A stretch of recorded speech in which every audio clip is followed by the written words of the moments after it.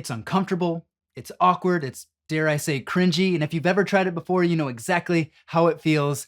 Speaking to a camera is unnatural. It's weird, right? But why are there some people who seemingly have this innate ability to talk to a camera like they're talking to a friend, while the rest of us are busy clamming up or folding like a cheap tent anytime we see the red light come on? Hey, friend, I'm Sean with Guided Productions. Today, I'm going to walk you through how to get comfortable on camera using 3 steps. Now, I spent some time filming for an IT corporation, and I would film anybody from the CEO on down to a brand new employee. So you can imagine the different experience levels, the different personalities, and I did come to find doesn't matter how high you climb the corporate ladder, that is not an indicator of how good you are on camera. However, I did have a couple of tricks I would use to break the ice off and help people feel more at ease when they're speaking in front of camera because it is weird. So let's talk about that a little bit. Why is it that you have this camp of people who seem to have fun talking to a camera, whereas you have this other camp of people who would rather do literally anything else on the planet than speak in front of a camera? Well, let's break that down a little bit. I believe that we were created for human connection, right? When we're in fellowship with others in person, not behind a camera, we have our eyeballs, we have facial expressions, we have body language, all of these subtle cues that help us understand if we're saying something offensive, if we're telling a joke, is it landing or going right over their head like it does every time I seem to tell a joke? Either way, we have these cues and this feedback, this immediate feedback that lets us know what we're doing is a good job or not. But what happens when you're speaking to an inanimate object, when you're literally talking to a wall? You don't get that feedback, you don't get that feeling, and it can be super awkward not knowing where to go, how to gather your thoughts.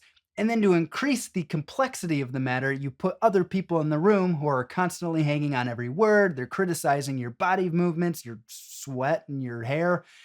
All I'm saying is it is totally natural to feel uncomfortable or unnatural on camera. And so let's break down 3 ways to get more comfortable if you are the person on camera or if you're working with clients, and how you can set them at ease so that you can save time and get a good take. If you hang with me to the end, I do want to give you a free gift. It's my 6 steps to creating better video guide, where I do paint the picture for everything production related, from idea all the way to exporting a fully crafted video so that you don't have to think about the process. You know you'll never miss a step. It's a downloadable checklist PDF that I have designed just for you to say thank you for spending a bit of time with me. So I will give you the link here at the end. So why don't we get started with the very first step in getting comfortable on camera, and that's just to breathe and set the stage, right? It's okay to call out the fact that this is awkward because it is, right? Most people don't spend every day in front of the camera. It's a learned skill. There's a reason actors go to acting school to get comfortable and to learn all the nuances of production. At any given time, they probably have upwards of 50 to 100 people on set, all monitoring everything that's going on. You and I probably are never going to experience that, and that's okay. But if you're working with clients who are, maybe their day job is the director of IT or the CEO of a company or they're a teacher, they're not spending all day every day in front of the camera. So a few things that you can do to kind of help them breathe, relax, set the stage, get them a glass of water, ask them about their week, anything that they're excited about going into the weekend. This can help get the words out of their mouth and kind of break off some of that ice a little bit early on in the conversation, and remind them it's just, you're just there to have a conversation, right? It doesn't have to be perfect, and you can run through things as many times as you need. Now, I would also say find an isolated environment, remove anybody from set or out of the studio if you're in a studio that is not critical to the production. The last thing that your client needs, or even if it's you filming yourself in a bedroom somewhere, the last thing you need is other people in the room criticizing your move. It's already awkward enough as it is. So just get rid of anybody who's not critical to the production itself. And then the last thing I'll say, when working with clients, especially if it's an interview style video, I would recommend you as the director sit beside the camera, right? Instead of being behind the camera, sit beside the camera and just look past, have your client look past the camera to you. You two can have the dialogue, have the conversation, and then it feels much more natural to the person, the speaker, your subject, as they're having that conversation with you. You're asking them questions and they're just feeding that back to you versus looking directly into the camera. That's where a lot of folks get tripped up. So I would recommend, if you're doing an interview style video, set it up in that manner. Now, if it's just you, you are speaking directly to your audience on the other side of the camera, and it is imperative that you look down the lens of that camera, which can be awkward.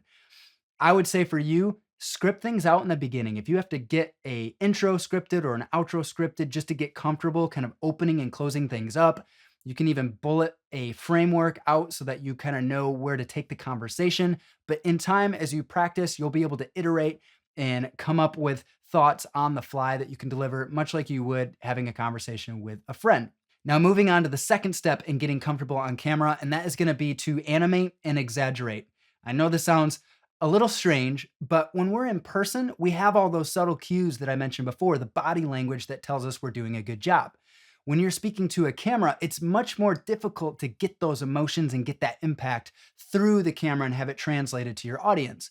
So here's where you're going to want to have maybe some hand gestures, some movement. You really have to kind of overly animate your face and be expressive so that your viewer understands the emotion or the impact that you're trying to convey. A lot of that just doesn't come through. So, for example, if I were to sit here and say, this weekend, I have plans to take my family to this pretty cool boat parade.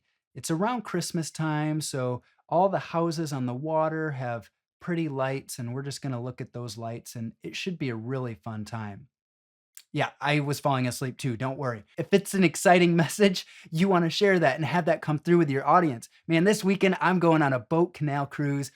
All the houses on the canal are participating in this thing where they light everything up. It's going to be amazing. The lights and the water, and it's just going to be incredible. I can't wait to see the look on my kid's face when we go. It's going to be incredible. Much different experience, much different story. So be sure to animate, to exaggerate. This is where it does start to feel unnatural, but it's okay to let the camera roll, right? If you need to take a break for lunch or bathroom breaks, what have you, that is perfectly okay. It would make sense to shut things down at that point. But I would say if you can help it, let the camera roll. And pro tip, if you're gonna be the one editing this video later, it's a heck of a lot easier to scrub through one video file to find the best takes than it is to go through 30 different start and stop video clips to try to figure out, okay, I got to piece this puzzle together. Now, you don't want to do that. If you can help it, let the camera roll and just scrub through until you find the best takes. Okay, now the last step in getting comfortable on camera, shockingly, is to just repeat steps 1 and 2. I know that seems overly simple, but here's what I've come to understand. The more you do something with the repetition, the more comfortable it becomes. So for you, if you are speaking directly to the camera, this is your video, you're not working with any other clients, sure, go back to step 1 and kind of rehearse, go back through your video, go back through your script, review your notes, go for a walk, get some fresh air, and come back to the table. Now, if you're working with clients and you've gotten all the way to the end, chances are it's going to take a couple of attempts to get a really good take. So once you run through the whole process, that's perfectly okay. Take a break, go stretch your legs, get some fresh air, then come back to the table and let's run through it again. I know it seems overly simple, but you would be surprised as to what happens when somebody does something once and then they're told to do it again. It almost becomes a little more second nature, almost like they're learning on the fly. And so highly recommend just repeating that process. Now, friend, the last thing I want to say here is to be patient, be kind and encouraging. This is a terrifying experience for a lot of people. We don't know if they've been asked or prompted or if they came of their own volition to get on camera and share the story, whatever impact or story message it is that they have to share. But just be patient with them, help them understand it's okay to be nervous, it's okay to feel uncomfortable, but that is what you're there to do, is kind of help relax, set the right tone, set the right environment and atmosphere so that you can get a good take, get a good result, and help them understand that you're there to achieve the same goal, and they're going to be so proud of themselves once they see that end result. Now, friend, I promised my gift for hanging out with me here. It's my 6 steps to creating better video. You can get it right here at the link below, guidedproductions.com/bettervideoguide, or you can click the link in the description I put just to make it super easy for you. 1 click and you will be on your way. Friend, thanks so much for spending some time with me. I don't take that lightly. Now, go get comfortable on camera, help a few other folks do the same. Have an amazing day, and I will see you on another video real soon.